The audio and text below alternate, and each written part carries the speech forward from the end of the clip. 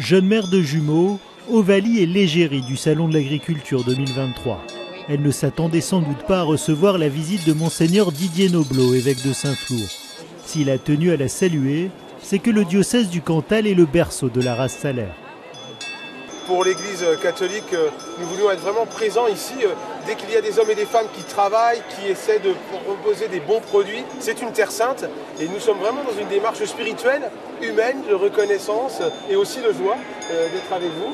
Bénis ces animaux, toi qui nous invites à entendre tant la clameur des hommes que la clameur de la terre. Au nom du Père et du Fils et du Saint-Esprit. Amen.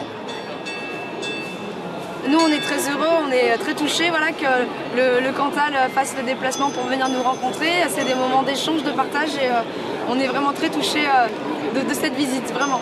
C'est essentiel pour nous de faire ces liens entre la création qui nous est donnée et l'engagement de ceux qui travaillent. Vous savez, le pape nous invite souvent à entendre tant la clameur des hommes que la clameur de la terre. Ici, nous sommes vraiment dans une démarche spirituelle où la rencontre de Dieu se fait dans la rencontre des autres. Ce que vous avez fait au plus petit d'entre les miens, c'est à moi que vous l'avez fait.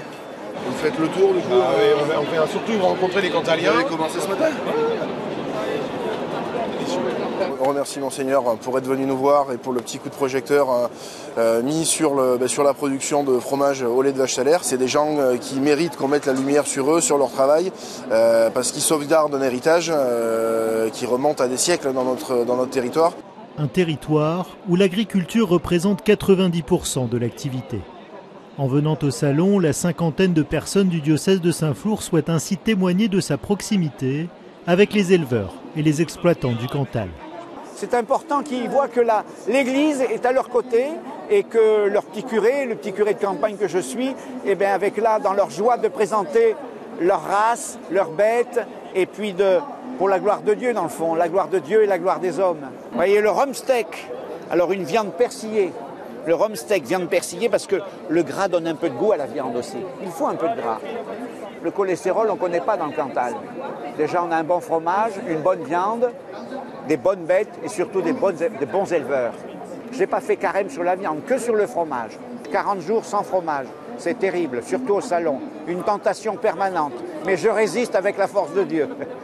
Ça les fait rire, mes paroissiens, voilà. Pour les Noirs de Bigorre, j'aime bien. La base de notre vie, je crois que c'est la terre qui nous nourrit. Et donc je crois qu'il faut vraiment protéger les agriculteurs, surtout à l'époque où nous vivons. Il y a une relation directe avec la foi, avec Dieu, avec la création. Le soutien n'est pas qu'amical, il est aussi spirituel. La délégation du diocèse inscrit sa démarche dans un pèlerinage où elle porte le monde agricole dans sa prière, comme ici, à la chapelle de la Médaille miraculeuse.